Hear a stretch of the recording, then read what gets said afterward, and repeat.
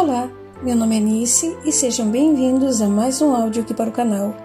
E hoje nós teremos o capítulo 23 do livro Forças para Recomeçar. Mas como sempre, antes de eu começar eu peço que você deixe seu apoio ao canal. É sempre muito importante para o crescimento do mesmo, certo? Também, se você quiser me apoiar de alguma outra forma, você pode se tornar um membro do canal, clicar no botãozinho Valeu ou dar uma olhadinha no box de descrição, ok? Então, dados os recados, vamos para o capítulo 23. Cabe a Deus alterar o destino. Na manhã seguinte, Tiago acordou num sobressalto. Acreditou ter dormido muito e um frio mortal atravessou-o como uma lança ao se lembrar do irmão e do ocorrido no dia anterior. Levantando-se, correu às pressas até o quarto onde o irmão já se vestia. Ofegante, perguntou: "E aí, Sérgio, tudo bem?" "Bom dia, Tiago." "Ah, é? Bom dia. Tudo bem?" "Sim, eu estou bem, não se preocupe." "Hoje é sábado. Vai trabalhar?" estranhou Tiago. "Não." Respondia sério ao fazer tudo mecanicamente, parecendo ter planos.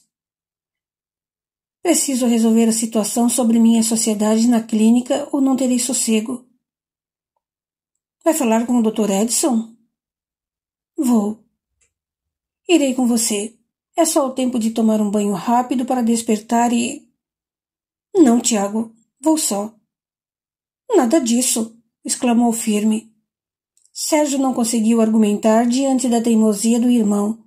Ao vê-lo arrumado, pegou o telefone e, após algumas ligações, soube que o médico estava no hospital. Imediatamente, Sérgio foi para lá. Uma névoa escura pairava em seus pensamentos, repletos de muitas ideias que pudessem contornar a situação, a qual considerava gravíssima.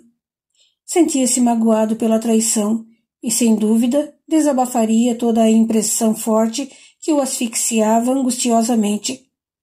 Chegando ao hospital, o Dr. Edson foi avisado de sua presença e solicitou que o rapaz e o irmão fossem ao andar onde ele estava. Saindo do elevador, Sérgio o apresentava o semblante sisudo, carregado de sensação enervante e indesejável. Pensava em dizer o quanto se sentiu ferido e até ofendido pelo sócio Nivaldo, que o pisoteou com palavras e ironia ao contar-lhe a verdade. Confiava tanto no Dr. Edson e justo ele o enganou, traiu-o ao omitir os fatos.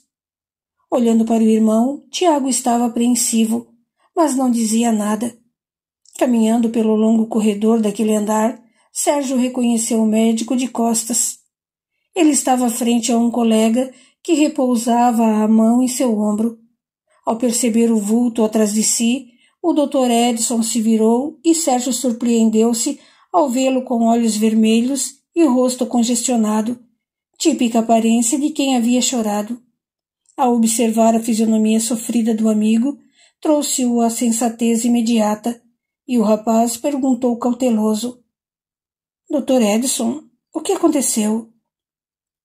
"Oh, Sérgio", murmurou o médico, abraçando-o firme por algum tempo e apoiado em seu ombro amigo. Afastando-se, recompondo-se, mais ainda expressando lamentável dor, contou com a voz embargada: "Minha mulher, ela mandou me chamar e, depois de conversarmos, ela faleceu em meus braços." Breve silêncio e prosseguiu extenuado: "Apesar do conhecimento e um pouco de entendimento, sou incapaz de não ter sentimento. Por isso não consigo deixar de chorar pela separação de uma pessoa tão querida, minha companheira por anos." "Sinto muito, Dr. Edson. Aceite meus pêsames." Expressou-se Sérgio pela verdadeira compaixão, compreendendo a situação do amigo e cedendo à mágoa que invadiu seu coração generoso minutos antes. "Obrigado." Abraçou-o firme. "Obrigado por vir aqui, Sérgio. São momentos como esse que os verdadeiros amigos nos acompanham. A entonação sentida na voz do médico doeu-lhe no fundo da alma. Em seguida, Tiago também manifestou suas condolências. O remorso dominou mais uma vez a mente de Sérgio, que antes perdeu horas de sono ruminando em pensamento palavras capazes de exprimir como se sentia melindrado e constrangido ao saber da verdade. Por algumas vezes pensou em ferir o médico amigo que o ajudou no anonimato. Vê-lo daquela forma, inesperadamente, algo reavivou seus verdadeiros sentimentos pelos fortes laços de companheirismo e amizade que os uniam. Sérgio sentia-se incapaz de qualquer ofensa ou acusação contra o Dr. Edson. Começou a rever suas opiniões e reconhecer seu orgulho e vaidade. Decidiu que falaria daquele assunto, pois necessitava de explicações, mas não precisaria ser tão arrogante e insensível. As horas foram passando e Tiago decidiu ir embora. Estava mais tranquilo ao observar a transformação do irmão, que ficou acompanhando o amigo e dando-lhe apoio. Na tarde do dia seguinte, na casa de Dona Antônia, Tiago e Rita conversavam sentados em um banco frente ao jardim, onde o sopro de uma brisa morna balançava as folhas das árvores e plantas. Ele pediu o segredo, mas contou à jovem o que Sérgio tentou num momento de desespero extremo. Apesar da surpresa amarga e triste, ela ouviu atentamente cada detalhe. No final, comentou em tom lamentoso: "O Sérgio? Nossa! Como isso me assusta, Tiago! Ele é uma pessoa tão controlada e..." Abaixando a cabeça, considerou: "Mas quem sou eu para criticá-lo?" "Você não tentou se matar, Rita. As palavras e a forma de uma pessoa se impor contra nós nos levam a aceitar o que ela induz. Persuadiram você ao suicídio e a ajudaram, mas não tentou quando estava sozinha. Lembre-se do que o Dr. Edson te falou e que me contou", disse o rapaz. "Talvez você não saiba como é chegar ao limite de suas forças, sentir-se humilhado, esgotado, sem esperanças, pisoteado, aflito e sem ter mais ninguém." Trazendo um brilho lacrimoso nos lindos olhos grandes e negros, forçou-se a um sorriso tímido e encarou-o ao afirmar: "Quando as perspectivas, as expectativas, a fé num futuro melhor se acabam, não temos mais ânimos para viver. Tudo isso foi tirado de mim e ainda..." Engoliu a seco e continuou: "E ainda... quando acabam suas forças diante de alguém tão miserável que se aproveita da situação." Fez uma pausa e prosseguiu: "Sabe, você se sente uma coisa, um objeto inanimado, aquilo que existe por existir, mas não tem valor. Infelizmente, são em momentos assim que nos entregamos ao medo, à angústia e ao desespero, deixando uma porta aberta em nossos pensamentos para a entrada de ideias estranhas e terríveis. A mente fica povoada de imagens ou cenas, de lembranças ou impressões com profundos sentimentos indesejáveis e amargos de procedência desconhecida." "Eu sei, eu acredito e tenho um pouco de conhecimento nisso, mas é algo que produz tanto terror e de uma força extraordinária, ou ideia fixa sobre morrer. E sabe o que é isso? É o desejo de espíritos inferiores que se comprazem no mal, aglomeram-se à nossa volta, afinando-se conosco e fortalecendo-nos na coragem para a prática de um ato tão cruel contra nosso ser." Lágrimas rolaram. Mesmo assim, ela exemplificou: "É algo como uma febre delirante a nos entorpecer e dominar, disputando ardentemente entre a razão e a insanidade. Quando se tem a sorte de retornar à realidade, retoma a sua fé em Deus, aceitando o propósito de sua existência dentro daquelas novas condições, ou tem a bênção de encontrar pessoas que te despertem. Aí você analisa sua intenção hedionda contra a própria vida, abandona a ilusão e passa a pensar com a razão. Então se depara com o gosto amargo da vergonha, da humilhação, de sua inferioridade por desejo tão inferior como o do suicídio. Angustia-se pela sua incapacidade de se erguer e buscar ajuda, de ter a coragem de viver respeitando a vida como ela é. É difícil vencer a vergonha. É mais fácil ter a covardia e se deixar dominar pelas inspirações de espíritos cruéis ou pessoas encarnadas que são usadas como um instrumento, com o objetivo de te ver cair, não resistir e ceder ao que mais fere a Deus. Rita desviou o olhar e silenciou. Tiago, com respeito e compreensão, argumentou. Acredito que a ideia de que o sofrimento termina com a morte é o que estimula alguém ao suicídio. Somos imortais. Somos seres individuais e temos consciência dos nossos deveres e direitos como criaturas humanas, e eles estão registrados em nossa mente. Tenho lido a respeito, e nos últimos tempos nós conversamos muito sobre a vida espiritual e toda a responsabilidade que nos é atribuída pelas falhas cometidas. Adquirir esses conhecimentos me ajudou imensamente, reforçaram minhas opiniões e me deram novas reflexões, sabia? Olhou-a, ofereceu simpático sorriso no belo rosto moreno claro, bem parecido com o irmão, e admitiu. Não julgo as pessoas, Rita. Só as observo.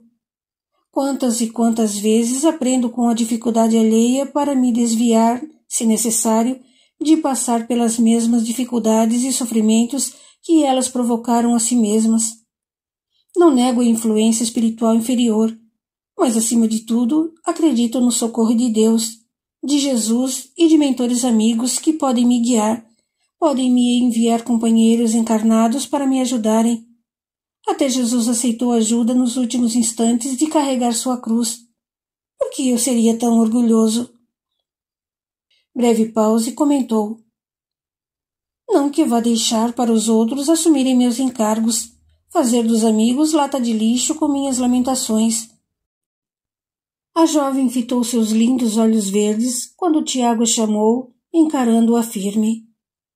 Rita, estou surpreso e assustado por ver pessoas com entendimento e conhecimento como você e o Sérgio se desesperarem a ponto de quererem desistir da vida, mesmo sabendo que o sofrimento depois da morte será pior. Fiquei assombrado. Você é espírita. O Sérgio segue essa filosofia, e os dois possuem considerável noção do sofrimento terrível por conta desse ato. Sabem o quanto é forte a tentação, as consequências espirituais, o profundo martírio de forma lenta e intensa. Alguns segundos e pediu. Perdoe-me a falta de conhecimento, mas ainda não entendo como pessoas instruídas como vocês podem se entregar ao desespero sem lembrar que tudo passa e o sofrimento daquele instante, ou até de longa duração, também passará. Rita sorriu com brandura ao concluir. Você é bem mais elevado, Tiago. Uma visão tão lógica e simples só se explica pela sua elevação. Porém é bom lembrar que, às vezes, uma pessoa passa por provas ou expiações de infelicidade, vazio, desespero e tudo o que é insuportável para ela.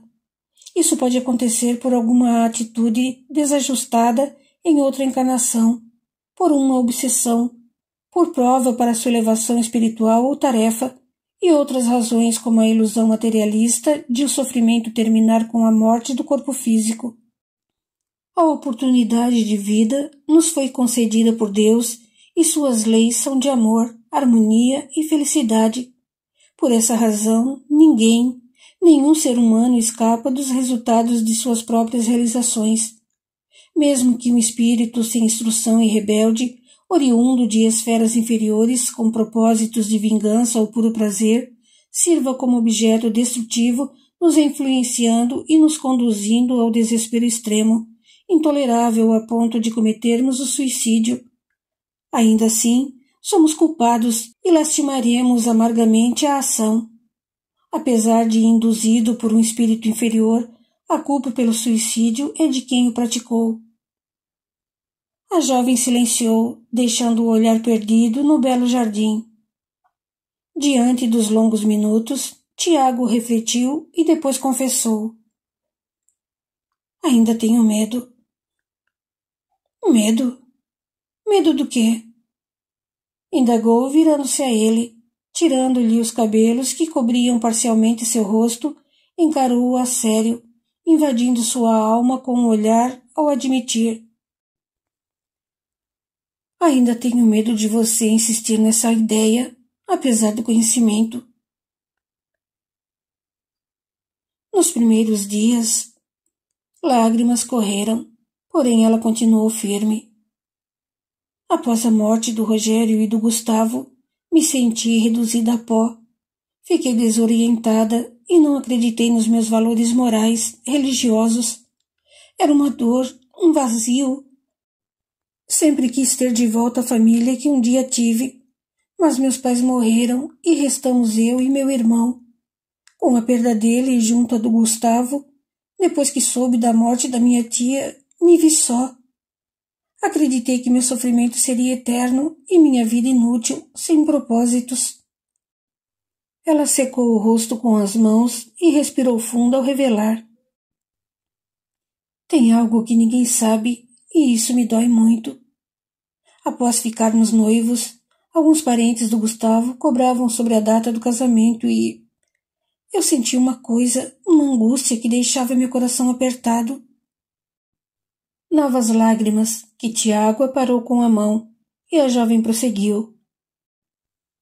Fui falar com o Gustavo, e para minha surpresa ele disse que sentiu o mesmo, e talvez a origem disso tudo tenha sido o nosso noivado. Ele confessou que me considerava muito, que a nossa amizade era incomparável, mas talvez fosse só amizade. Respirou fundo e continuou. Então, combinamos de dar um tempo para não chocar a família e... Nós nos gostávamos muito, mas éramos só amigos, e eu percebi que havia alguém nos pensamentos dele e... Às vezes, o via olhando quem ligava em seu celular, e ele não atendia. Na noite em que combinou com meu irmão sobre irem para a represa, falei com o Gustavo a respeito de conversarmos com a família dele no dia seguinte ao voltarem do passeio, e ele concordou. Senti que ficou satisfeito, alegre com minha decisão, e beijou meu rosto como um amigo. Depois se foi. Engoliu um soluço e contou. No velório, quando me afastei de seu caixão, eu vi a moça, ou melhor, senti que era aquela moça discreta, chorando perto. Entendi que neguei o direito dele ficar um pouco com ela. Sabe, nós namoramos por tantos anos e o Gustavo se viu na obrigação de não me abandonar, talvez por dó. E eu estava com ele, talvez por costume, apego, por ter ficado ao meu lado e me dando maior apoio quando meus pais se foram. Por isso, lá no velório, eu me afastei para ela ter o mesmo direito de despedida. Em seguida, meu tio se aproximou e me disse aquela frase impiedosa sobre eu ter visto meu irmão. Lágrimas rolaram. Passei mal e foi por isso que não quis retornar ao velório e ver o enterro. Eu senti que não deixei o Gustavo ser feliz, mesmo quando percebi tudo entre nós bem diferente, terminando. Perdi meu irmão. Como família, só restou uma tia distante e aquele... Rita deteve as palavras. Respirou fundo e prosseguiu. O Sérgio foi instrumento de misericórdia divina guiado para me salvar, alertar e despertar. Você achou que ele foi rude e frio, mas seu irmão, Tiago, me fez entender que era preciso enterrar os mortos e prosseguir com a saudade, com a dor e todo o sofrimento, pois o tempo se encarrega de amenizar e ajustar a vida. Eu ainda relutei em aceitar a verdade, toda a verdade do que aconteceu, perdoando, esquecendo. E o Dr. Edson me ajudou muito nisso e me ajuda. A dona Antônia me recebeu e me acolhe como filha. Oferecendo um sorriso doce e acanhado, falou quase chorando. Você, Tiago, você é a bênção. o remédio, o bálsamo que diminuiu as dores e o sofrimento que podem me abalar. Obrigada por ser meu amigo, meu fiel amigo nesses momentos tão difíceis. Tiago alargou um lindo e espontâneo sorriso que iluminou seu belo rosto, trazendo um brilho lacrimoso em seus olhos. Tomado de impulso imediato, ele abraçou Rita por sobre os ombros, recostando-a em si ao embalá-la suavemente, acolhendo-a com carinho. Sensibilizado, comentou: Obrigado por me considerar seu amigo. Riu com generosidade ao falar. Mas não precisa exagerar dizendo que sou o remédio que diminui as dores e o sofrimento. Delicadamente, a moça afastou-se um pouco, sorriu lindamente como há tempo não se via e brincou ao dizer: Não diga isso. Não tenho direito de interferir em minhas opiniões. Ora, você vive me contrariando, reclamou, correspondendo à brincadeira. Eu? Riu com jeitinho. Sem demora, ele lembrou, arremedando-a de uma maneira engraçada. Chamo para sair e você diz: Oh, não! Riu. Quer ir ao cinema? E escuto: Ah, não! Queria sair hoje. Depois gargalhou a comentar: Puxa, como foi difícil tirá-la de casa, caramba! Ah, viu como você foi o remédio para os meus males? Tiago sorriu com satisfação, abraçou-a, beijou-lhe a cabeça, mantendo-a recostada ao peito e agasalhou-a entre seus braços com ternura.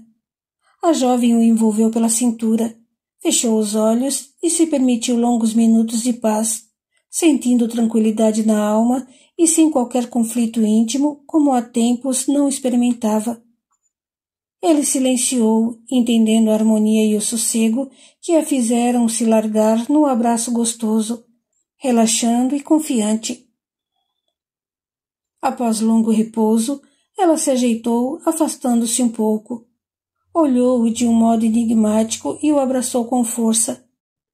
Beijou-lhe o rosto e falou com brandura, segurando-lhe a face entre as mãos mornas e delicadas. Não se preocupe tanto comigo. Porém, não gostaria que se afastasse de mim. Não tenho muitos amigos verdadeiros e desinteressados. Aprendi a pensar diferente e reconheço a loucura que desejei. Não dá para esquecer o que passei, experimentei, mas estou aprendendo a reconhecer meus valores e sou melhor do que tudo isso. Devo ter algo importante a fazer, pois estou aqui seguindo meu destino. Toda aflição, tormento e desespero passam. Precisamos seguir vivendo, mesmo que a luta pareça interminável, pois só a Deus cabe alterar o curso do nosso destino. Que bonito! Admirou o rapaz. Vendo-a tímida por elogiá-la com as palavras vindas do coração, a jovem soltou seu rosto e acomodou-se ao seu lado. Logo ele disse: Pode deixar, serei seu amigo enquanto for minha amiga. Gosto da sua companhia e de ficar ao seu lado. Eu me afastarei quando pedir. Você me ajudou muito, Rita. Eu tinha uma outra vida, sem interesses, me dedicando somente ao serviço, à academia e sem motivação. Junto de você, aprendi que existem coisas mais importantes para se compreender, entender, fazer e viver. Silenciou, mas depois comentou: Existem razões e acontecimentos na vida que às vezes não conseguimos entender. Sim, eu concordo. Mas algumas coisas são tão dolorosas. Veja, sei que você adorava e adora seu irmão. Entendo seu amor pelo Gustavo e seu conflito por guardar o segredo do término do noivado. Você foi fiel e não deixou de amá-lo. Só que esse amor era de uma forma diferente. Viu quanto a família dele gosta de você e compreendo sua insegurança e seu receio para revelar seus sentimentos verdadeiros, principalmente por ele tê-la apoiado tanto. Não se julgue culpada. acreditando não ter deixado Gustavo viver com quem se apaixonou. A culpa não foi sua.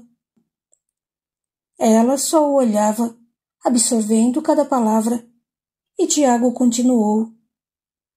Conheci o Gustavo quando ele ajudou o Sérgio em alguma coisa lá na reforma da casa. Depois nós nos reuníamos no fim do dia, conversávamos, ríamos de fatos engraçados que lembrávamos. Nós nos reuníamos para comer pizza. Sorriu com doce saudade no olhar. Ele era um cara bem bacana e gostava muito de você, de verdade. Só que como um grande amigo. Essa era a forma como ele a amava. Acreditando que nada é por acaso, Rita, devemos admitir que foi necessário vocês passarem esse tempo juntos para alguma harmonização. Penso também que Rogério ficou ao seu lado para aprenderem algo juntos, pois me lembro de você ter contado que ele quase foi naquela viagem junto com seus pais. Talvez se tivesse ficado sem seu irmão ao lado, naquela época, não estaria perto de uma nova família agora. Foi por causa do Rogério, seu único irmão, que você resistiu a tamanha dor quando perdeu seus pais, pois o teve ao seu lado. Não cometeu qualquer loucura naquela época devido à força que Gustavo te deu para se recompor ainda mais. Então eu acredito que foi o momento de eles irem, pois cumpriram os seus propósitos. Você já havia encontrado o Sérgio, que a levou a conhecer o João, a Dona Antônia, o Dr. Edson, eu. Talvez não tenha percebido, mas você tem uma nova família. E eles? Por que se foram? Porque precisavam continuar evoluindo e se aperfeiçoando, lembrando que todo aperfeiçoamento e evolução exigem renúncias, disciplina, dedicação. Eles te acompanharam nesta vida terrena o tempo necessário de seus planejamentos reencarnatórios para que tivesse força para recomeçar. Tanto que desencarnaram juntos. Foram unidos para o plano espiritual, pois eu vi muita amizade entre eles. Rita, se Deus acreditar que existe algo mais para viverem juntos, isso acontecerá de um jeito ou de outro. O amor não termina com a morte do corpo físico. Você os amou e os ama do seu jeito, e eles a amaram e a amam do jeito deles. Acredite. E eu precisava passar pelo que passei? O que importa isso? Talvez não precisasse, e daí? Lamentar, chorar, ficar deprimida e extremamente angustiada vai ajudá-la em quê? Supere, reaja. Você é superior a isso, Rita. Falava com ênfase e expressiva energia positiva. Onde está a sua fé? O apoio do Gustavo e do Rogério foi importante e imprescindível até você estar madura o suficiente para enfrentar a vida. Creio que a situação de sentir-se sozinha, de não ter uma família, era sua prova. Passe por isso sem sofrer. Tenha força para recomeçar, minha amiga. Você tem quem te apoia. Considere. Você tem outra família que te ama. Ele sorriu com terna brandura. E a Débora que sumiu? Acabei com a vida do Sérgio, que tanto me ajudou. Eu o considero como um irmão. Sabe, eu sinto que a Débora vai voltar. Toda família tem seus desentendimentos, e por que a nossa seria diferente? Não foi sua culpa essa separação. Já te contei os tais fatos. Para ajudar o seu irmão Sérgio, não se abale nem se culpe por isso, ou será mais um problema para ele. Vendo-a quase em lágrimas, Tiago, como amigo fiel, afagou-lhe os longos, negros e ondulados cabelos lindamente soltos, alinhando-os atrás da orelha para ver melhor seu rosto expressivo. Afagando-lhe a face tênue com delicado carinho, perguntou: Vamos sair e dar uma volta? Sim, vamos sim, murmurou, sorrindo com doçura. Levantando-se, indagou: Mesmo sabendo que posso reencontrá-los e fazer algo melhor que fiz nessa vida por eles, não é fácil aceitar a separação. Deus pode fazê-lo encontrá-los ainda nessa vida. exclamou Tiago, sorridente. É bem provável que não os identifique, não os reconheça. Olhando-a de modo a invadir sua alma delicada, sorriu ao concluir. Ou até reconheça em alguma criança ou crianças as características indiscutivelmente individuais que somente eles tenham. Frente a ela, ainda lembrou. Você tem 25 anos. Tem muito tempo e centenas de criaturinhas para conhecer, e se for preciso, eles surgirão no seu caminho, na sua vida de algum jeito. Sorridente, chamou. Agora vamos? Rita estava animada, modificou-se incrivelmente com aquela conversa e falou. Vamos, mas aproveitaremos para conversar sobre você fazer um curso superior. Eu? Estou velho para isso, brincou. Você sabe ouvir as pessoas e oferecer incentivo. Que tal psicologia? Sorriu. Já me disseram isso. Tiago e Rita saíram conversando e brincando para um passeio descontraído. A noite se adensou naquela casa onde a luz fraca de um abajur deixava a sala na penumbra. Silencioso, Sérgio permanecia sentado no sofá, olhando ao redor para as sombras das folhas de uma árvore que tremulavam nas paredes internas do ambiente. Guardando consigo profundas reflexões sobre conselhos, conhecimentos e experiências, Sérgio decidiu não permitir suas opiniões, crenças e pensamentos abalados ameaçando seu equilíbrio e bem-estar. Contudo, seu coração trancava uma tristeza, consumindo-o pela saudade. Débora era a razão de tudo. Sentia que ela precisava de sua ajuda, mas não sabia o que fazer. Como um mau presságio, ele experimentava uma provocação por densas amarguras vindas de pequenas lembranças, recordações e situações alegres, minúcias apresentadas em momentos de particularidades e carinhos entre eles. Incontáveis imagens, reproduções exatas, dinâmicas e detalhistas do que vivenciaram, assaltavam-no vivamente e tão fortes que parecia ouvir a voz generosa e delicada, o sorriso cristalino ou mimoso do único amor de sua vida. Ficou em silêncio, tranquilo e com imensa fé, sem saber por quanto tempo. Depois refletiu novamente. Acreditou que aquelas ideias eram sinais, alertando-o de uma tristeza profunda e imensa amargura. Sérgio estava determinado a experimentar a angústia, a dor e o sofrimento, mas agora se negaria a perder o controle das emoções e entregar-se à aflição insana, desejando renunciar à vida. Fechando os olhos, substituiu os pensamentos depressivos por prece equilibradas, como se conversasse com Deus.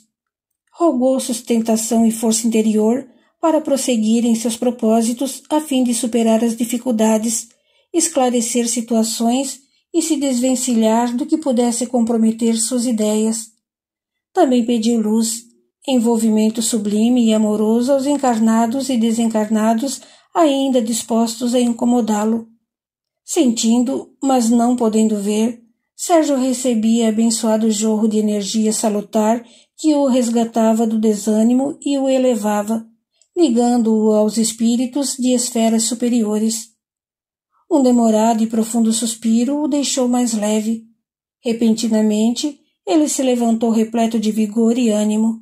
Foi até o quarto onde fez o escritório e havia diversos livros e materiais de estudo, incluindo espíritas. Separou algumas obras que o ajudariam em determinada pesquisa e estudo sobre suicídio. Em pouco tempo, a mesa do escritório estava repleta de literários e pequeno espaço onde colocou grande caderno de anotações. Valendo-se da metodologia científica aprendida no curso universitário, Sérgio não teve dificuldade de pesquisar, desenvolver ideias e conclusões, aprimorando seus conhecimentos. A decisão foi certeira. A simples concentração na leitura de um bom livro manteve sua mente ocupada e seus pensamentos mais saudáveis. Ele foi além.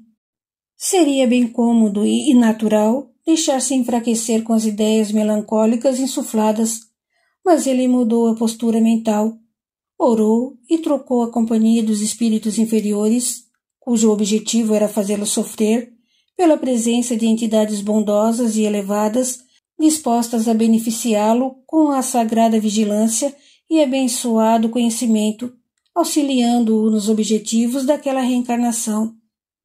A força, o fluido, o poder dos nossos pensamentos são energias magnéticas que exercem recursos e meios de impressionante atração espiritual. Em outras palavras, a mente tem o poder de atração de espíritos afins, encarnados e desencarnados, que se aglomeram por gostarem das mesmas práticas e ideias, mesmo quando não se conhecem. Os pensamentos, a elaboração intelectual e os ideais ocupados e concentrados no bem não abrem espaço para as influências do mal. Sérgio não percebeu que era tarde quando ouviu Tiago chamá-lo. «Estou aqui», avisou num grito e arrumou as anotações e o material espalhado. Ao chegar à sala, sorriu satisfeito por ver Rita, que o cumprimentou com um beijo, um forte abraço e mostrava-se mais animada. «Que bom vê-los», alegrou-se Sérgio. «Nós saímos para dar uma volta e decidi passar aqui antes de levar a Rita», informou Tiago. Enquanto isso, a jovem pegou o celular, olhou-o com certa decepção e falou. «Meu celular está com a bateria descarregada. Posso usar o telefone, Sérgio?» «Lógico, Rita, nem precisa pedir». Os irmãos trocaram poucas palavras até ela retornar, sentar e comentar. «Achei melhor avisar a Dona Antônia que eu estou aqui, ou ela ficaria preocupada». «Ela sabe que saímos. Eu avisei», argumentou Tiago. «Sim, mas demoramos mais do que o de costume e...» «Rita», atalhou Sérgio, «você está se dando muito bem com a Dona Antônia, não é?» «Estou sim. No primeiro dia fiquei contrariada com você, mas hoje sou tão grata». «Eu te considero muito, Rita», disse com leve sorriso. «Não pense que agi por desprezo ou algo assim». «De forma alguma, Sérgio. Você foi um instrumento de misericórdia divina inspirado como socorrista para me ajudar, me alertar, para eu ter uma chance. Quando estamos à beira de cometer alguma burrada, Deus nos avisa, nos dá sinais, mas nem sempre estamos alerta. Só tenho que agradecê-lo. Você é meu novo irmão». «Ora», murmurou sem jeito. «É sim. Eu disse isso quando nos conhecemos e repeti o mesmo hoje para o Tiago». «Foi», confirmou o rapaz, sorrindo. «Sabe, sou bom observador e tenho certeza que nada é por acaso. Precisamos um dos outros. Até entre estranhos isso acontece. Já me perguntei, por que o caminhão do Corpo de Bombeiros não chegou um minuto antes? Por que estávamos passando por uma rua perto quando o rádio nos mandou atender determinada ocorrência, e isso salvou uma vida ou vidas? E as reações das pessoas envolvidas são tão diferentes», acrescentou Rita. «Existem as que se emocionam e não se cansam de agradecer pelo socorro. Outras são orgulhosas e pensam que profissionais como você, um bombeiro, não fazem mais do que suas obrigações. Esquecem que vocês são seres humanos, colocam suas vidas em risco e nem ganham bem para isso». Sérgio riu e Tiago balançou a cabeça, concordando. «Ora, é verdade», tornou ela. «Você tem toda a razão», disse Sérgio. «Ao serem atendidas principalmente por servidores públicos como policiais, bombeiros, médicos, enfermeiros, professores e outros, algumas pessoas tomam uma postura rude, agressiva, intolerante e são até desrespeitosas. Psicologicamente falando, pessoas assim, com disposição ou atitude áspera, austera e que não reconhecem o serviço prestado, exibem um quadro de personalidade inferiorizada, uma espécie de complexo de inferioridade gerado pela falta de respeito, cultura, educação. Mas veja bem, Sérgio, interrompeu o irmão. O mesmo acontece por parte de funcionários públicos ou outros profissionais na área de atendimento. Esse comportamento mostra que são pessoas frustradas por algum complexo de inferioridade também. E isso encontramos em todas as classes sociais. São criaturas de personalidade mal resolvida, que em algum aspecto de suas vidas não tiveram o resultado desejado. Não amam e nem são amadas. São inúteis ou impotentes com a família como pai, mãe, filho, filha, marido, mulher, irmão, irmã. São insatisfeitas consigo mesmas e complexadas. Creio que, além de ser uma ligação com a educação, o comportamento faz parte da evolução moral e espiritual de cada um, disse Sérgio. Vocês já viram uma pessoa toda bem vestida, séria, à espera de uma consulta, por exemplo, mas que repentinamente se transforma em alguém animalizada e que só falta rosnar porque o médico não a atendeu no horário? Eles riram e ele continuou. Ela não quer saber se o médico está bem, se teve alguma emergência. Riu. E quantas vezes nós já não agimos assim? Talvez não nessa, mas em outras situações semelhantes. Quantas vezes fomos tratados de modo vulgar, desumano? É quase impossível resistir ao impulso, à vontade de dar um murro na mesa. Sérgio gargalhou. Uau! Um psicólogo falando desse jeito? Riu Tiago ao exclamar. Meu irmão, não podemos negar esse desejo, mas quando aprendermos a trabalhar nossa hostilidade e nos controlarmos, estaremos alcançando a evolução e o equilíbrio. Nada é por acaso. Existem pessoas humanas, solidárias, afirmou Rita. Nunca me cansarei de agradecer a Deus por vocês aparecerem na minha vida. E tudo começou com a Débora. Você, Sérgio, o Tiago, o João, a Dona Antônia, o Dr. Edson. Alguns segundos e falou em tom melancólico. Só sinto muito pela Débora. Não diga nada sobre isso, Rita. Interrompeu-a Sérgio de imediato. Educado, falou ignorando o que ela sabia.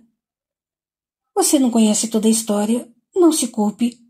Foi uma situação que enganou os olhos de Débora, mas ela não ficou para explicarmos. Além disso, tem outras coisas e acho que experimentamos muita influência espiritual inferior e aceitamos. Sabe, dias antes, eu fui dominado por uma crise de ciúme da Débora com o Tiago, que se davam bem e conversavam bastante. Ciúme de mim? Exclamou o irmão, sobressaltando-se. De você e de qualquer outro que se aproximasse dela, mas suportei calado. Sérgio não se intimidou e contou diversos ocorridos e detalhes que Rita já conhecia através de Tiago, mas a moça não se manifestou. Tudo isso, junto à maldade da minha ex-namorada, a Sueli, me deixou em desespero. Havia algo em comum nos meus pensamentos frenéticos. Se o destino armou esses ataques, estou sem defesa, apesar de inocente. Eu sabia, murmurou Tiago. Sobre o quê? Tornou o irmão. Sobre os assédios da Lúcia, respondeu Tiago. Vi nossa irmã muitas vezes o tratando de uma forma bem estranha. Suas manifestações de carinho eram carícias provocantes só com você. Por isso eu fui conversar com ela e lhe dei uma bronca, dizendo que agia como se estivesse tentando seduzi-lo. Tiago baixou a cabeça e comentou constrangido. Você era um moleque, e eu não saberia como conversaríamos sobre esse assunto pelo fato dela ser nossa irmã. Se fosse outra garota... Ao chamar a atenção da Lúcia, nós discutimos. Na verdade, nós brigamos feio. pois a Lúcia parecia possuída e começou a me agredir ostensivamente. Não suportei e dei-lhe um tapa. Eu me lembro de vocês brigarem, mas não sabia o motivo. Surpreendeu-se. A mãe se meteu. Eu ameacei a Lúcia. Disse que se a visse novamente... Meu Deus! Lamentou Tiago. Por que não conversei com você, com o pai? O pai morreria, porém deveria ter falado comigo. Alguns minutos, e Sérgio afagou-lhe as costas, dizendo com mais ânimo. Ei, acabou. Aconteceu o que precisava acontecer. Desculpe-me, cara. Você era menor e eu deveria te defender.